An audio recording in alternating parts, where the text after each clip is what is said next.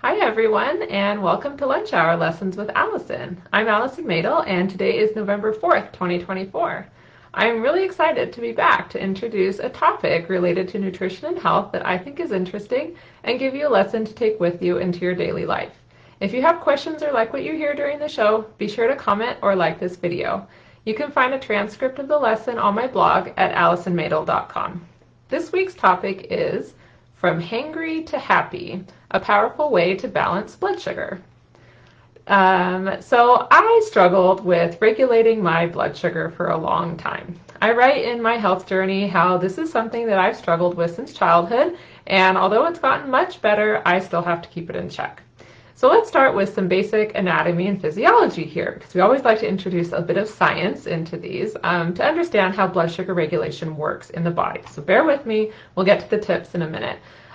When you eat a meal, the carbohydrates in that meal are broken down into glucose by your digestive system, and they're absorbed into your bloodstream. Your pancreas then produces the hormone insulin to shuttle all this glucose out of your bloodstream and into your cells for energy storage. If your meal is big or too high in sugar or other carbohydrates, you will have a high level of glucose circulating in your bloodstream within about 2 hours after eating the meal. And this can cause symptoms of not so good things like brain fog or extreme lethargy or sleepiness or like you've hit a wall, just really tired. And the body senses this high level of sugar in the bloodstream and goes into overdrive, basically overcompensating with insulin production to get that sugar out of the bloodstream as quickly as possible. So now insulin, you've all heard a lot about insulin because it's a blood sugar lowering hormone. Some people who have diabetes have to take insulin injections to bring their blood sugar down, but our pancreas produces insulin. So if we have a really high level of blood sugar in our body about 2 hours after a meal, insulin is just going to kind of overcompensate there and flood our cells and our body with insulin and drop our blood sugar too low sometimes. It can go, lower than we really want it.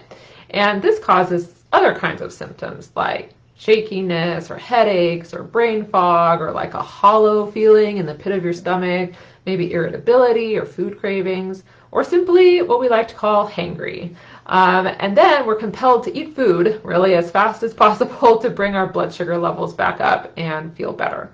So this high and low blood sugar pattern can repeat over and over again throughout the day, and it's called reactive hypoglycemia. Stress can make it happen, but so can the food we eat. So in order to break this pattern, we need to interrupt that spiking glucose before it can be stored away. And the subject of this post is walking, and walking is what interrupts this spike. Really any exercise, but walking's really good. So when you walk within 45 to 90 minutes about following a meal, your muscles uptake the glucose from your bloodstream without even needing insulin. So the glucose can just go right into the muscles and be used immediately for energy.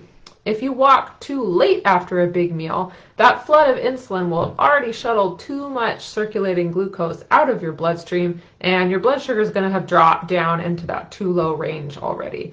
You'll be trying to exercise with low blood sugar, and that doesn't feel very good at all, and you'll struggle with low energy, even worse, those hangry symptoms. So I was motivated to do a bit of an experiment myself with this in the past few months, and I was teaching students in the FNTP program about blood sugar regulation. So the two symptoms that I was trying to combat were irritable, hungry, hangry symptoms before lunch, and which was that low blood sugar feeling, and also lethargy and sleepiness after my meals, high blood sugar. So these two symptoms were like annoying and they were uncomfortable. So I made it a habit to do a 10 to 20 minute gentle walk, we're not power walking here, around my neighborhood about 45 minutes after breakfast or after lunch. Sometimes I did both, but usually I would just do one because realistically that's what fitted my schedule. I needed a little bit of extra motivation for this, so I bought a really cheap $10 pedometer to count my steps. I'm probably one of the only people that doesn't yet have a pedometer, so I did buy a little cheap one. And wow, after all these years of adjusting my diet for blood sugar regulation, I was really surprised at how much of a difference I noticed in my symptoms just with this simple walking strategy. Both the before and after lunch symptoms improved. I didn't feel the need to reach for a before lunch snack, and I also didn't feel as sleepy after lunch, even though my walk had been after breakfast. So this has really made me more motivated to keep up the walking habit. Here's some final notes. You really can do any kind of exercise to interrupt that blood sugar spike. If I didn't have time to walk after lunch, I'd maybe do a few knee push-ups or some squats or calf raises. That really helps to get rid of that brain fog, sleepy feeling, that high blood sugar after meals. But I actually found walking to be the most effective, and if I did it after breakfast, it would really set my blood sugar up to be nice and stable throughout really the whole day. Another point is that this strategy only works if the walk is within that 45 to 90 minutes following a meal. If it's too close to the meal, you'll interrupt your digestive process and does not feel very good on a full stomach walking. But if it's too far away from the meal, you'll have missed that blood sugar spike and it will already be falling into low blood sugar territory and you're starting to feel bad again.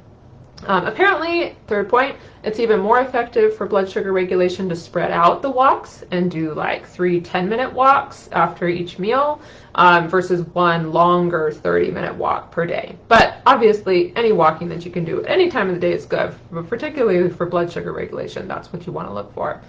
And if you can only fit in one, walk after the biggest meal of the day.